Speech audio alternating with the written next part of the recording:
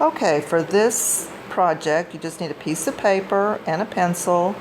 Then do 2 finger spaces. You're going to make a little dot and make a big U, capital U, about that big.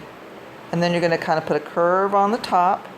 So you've got sort of a face shape because we're going to be drawing a face, a portrait. Halfway, you'll put the eyes, and remember they look like footballs or little lemons, spaced apart like that. Then you're going to remember what we did before. We're putting an extra line on the top for the eyelids. Then you want to add the little parentheses for the irises. And then, if you remember, what's in the middle of your eyes are the pupils. So those are little circles, and you leave a little speck of white when you color it in, so it gives you that highlight that looks like your eyes are wet, that reflection of the light. So that's halfway. And then between your eyes and the chin, halfway in the middle is where the bottom of your nose is. And you can make a little U, and then 2 upside down U's, and then parentheses. You can color in those upside down U's for the nostrils and add a couple of lines for the bridge of your nose. Then halfway from your nose to your chin is your lips. And you want to do a little U, and then you want to pull the lines out and then connect that and that. And then you want to remember about those important eyebrows. You can make little lines to show that it's hair, and you just put those there. You can erase your little placing dots if you want to, so that it gives it a cleaner look. After that, remember the ears. Now the ears go from the eyebrow to the end of the nose. Eyebrows to the bottom of the nose, like a little bracket shape. And then your neck goes from the outside corner of your eyes down, and then you make your shoulders. And you can just extend those out. Remember, your shoulders are far out past your ears. Put a little shirt, and then I'm going to put the bottom of the shoulders there. There you go. Next, I want to get rid of the top of the head, because what we're doing today has to do with crazy and wild hair. So we're going to make a curvy line that should look a lot like when we did the snakes. You're going to add another line to it, following along, following along, following along, just like that. Then the next one you're going to curve, and then you're going to jump over, if you remember how to do that, which is the overlapping. The next one, we'll just follow that along like we did before with the snakes, and jumped over.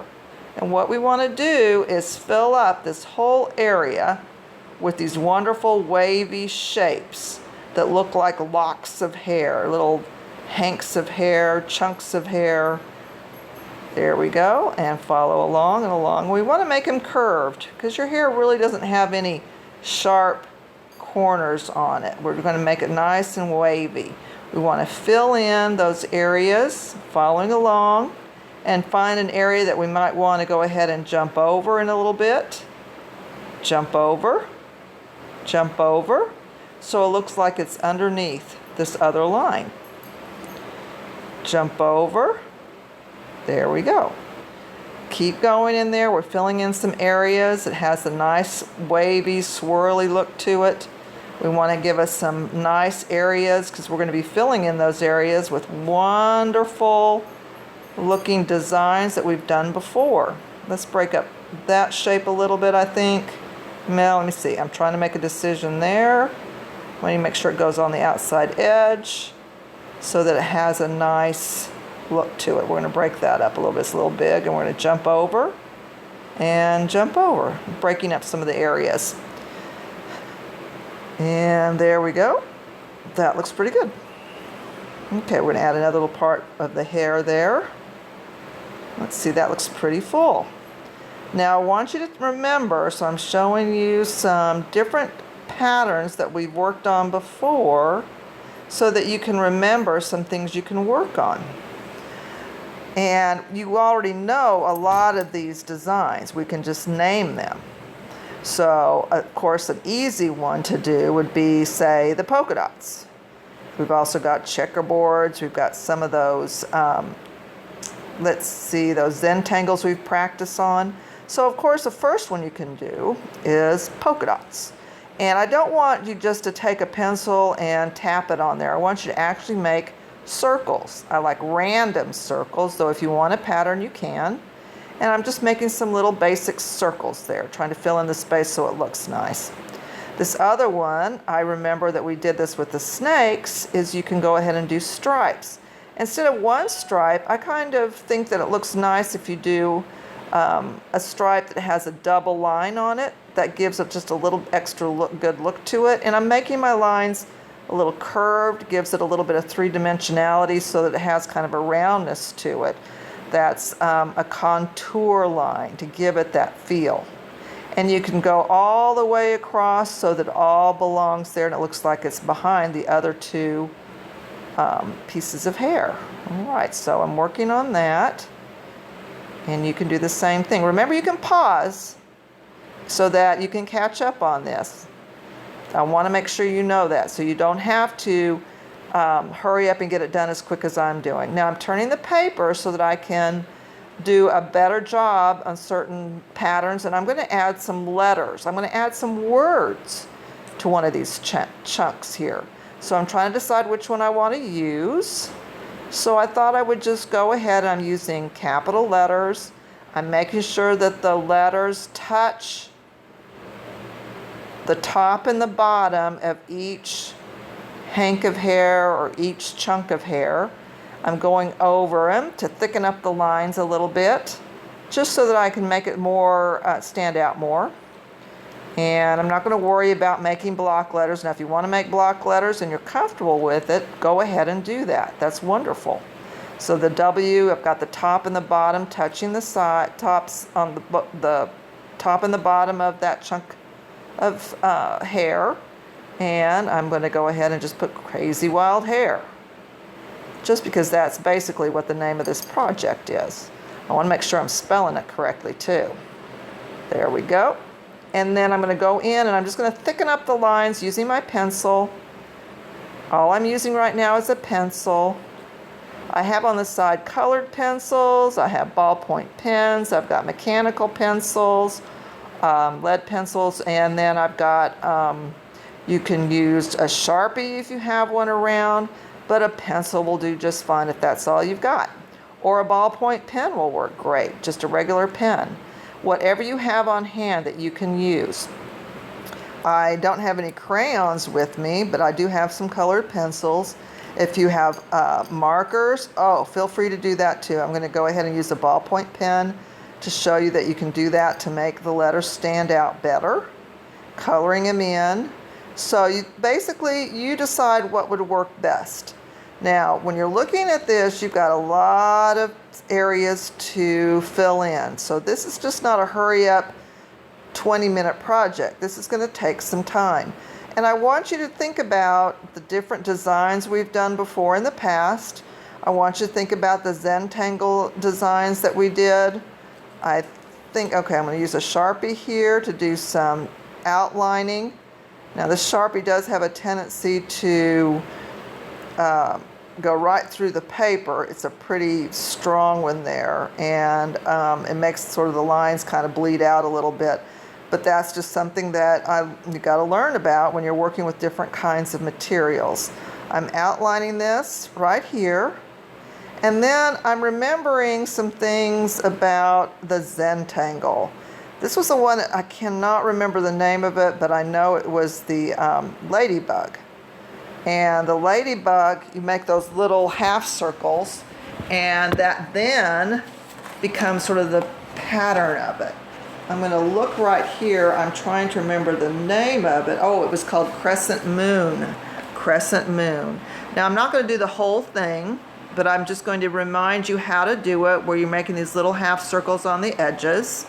And then what you do after you get some, and I'm just going to do a few here. I'm not going to fill up the whole thing, because I know that you'll have that aha moment and go, oh yeah, I remember how to do this. But as you're doing this, then you're going to go ahead and outline each one. Almost to me looks like a little bit of a rainbow. They called it an aura, and that's where you outline that. And you keep going. and you fill in those spaces. And that makes that really cool look that has a pattern that looks more complicated than it really is. So as you go in there, you fill in those little areas by echoing that part there. There we go. So I stop right there. Okay, that looks pretty good. So that gives you an idea about that crescent moon design. You can also take some colored pencils and start coloring in areas. You may decide, I can't handle any more black and white, I need to add some color. So if you have some colored pencils, if you have some crayons, if you have some markers, go ahead and add some color. If you don't, you can go ahead and just use your pencil and do some shading with different values. And if you remember, the values are the lightness and darkness of something. So if you have just a pencil, you can go ahead and shade that in. I like to darken under the chin there to give it a little bit of three-dimensionality, and your top lip is always usually darker than your bottom lip. I'm going to darken in my eyebrows there, and I'm going to add a little color to the irises. I'm going to make the pupils probably a little blacker. I'm not sure. There we go. And then I'm going to add some, start coloring in my designs. And I want to make sure that you don't do the lazy way where people will color the whole thing and then add the circles, because it shows that you are thinking, when you do it this way, you're thinking about the colors and the relationship of the colors. It's not a matter of hurry up, I want to get finished. It's a matter of thinking about what colors look best. And if you do some and they don't look that great, then you know next time I'm not going to use that. Here's some other ideas, and I'm showing you my letters because I want you to add some words that maybe describe how you're feeling. Now look what I just noticed. I misspelled friends. So I'm just going to erase it, and I'm going to add the D and then the S. I'm making sure that they're both touching the top and the bottom, and I'm going to make sure now that's spelled correctly. Hooray. I miss my friends. I'm putting tired down there. I don't know what feeling you're having. Maybe you're bored. I've got another example here just to kind of give you an idea of some possibilities with the checkerboard and the other Zentangles we've done. So I'm putting some extras here just to give you some idea of what you can do. I did do the crazy hair there with the lowercase that's not touching, but I kind of like the other. So let's do a quick review of what you're going to be doing. So the first thing is you're going to do a portrait. Basically, your eyes, nose, mouth, your eyelids, and your eyebrows, and your ears. And then you're going to use overlapping hair like chunks. So it basically looks a lot like the snakes that we did, just different kinds of hanks of hair. You want to have some that are jumping over each other. And then you're going to fill in with different kinds of designs, patterns. Think about Zentangles. And then different kinds of words that express how you're feeling. I know it's been a very difficult time. It's been hard to get adjusted to this, but I want you to have an ability to do something that you enjoy that might help you. Just kind of be in the moment. Take your time, and you can do this. I know you can. Just take your time, and then you can take a picture of it, and you can post it on Schoology when you're ready. I would appreciate you working on that this week, and I miss you guys. I miss being in the classroom, and enjoy this. Thank you so much.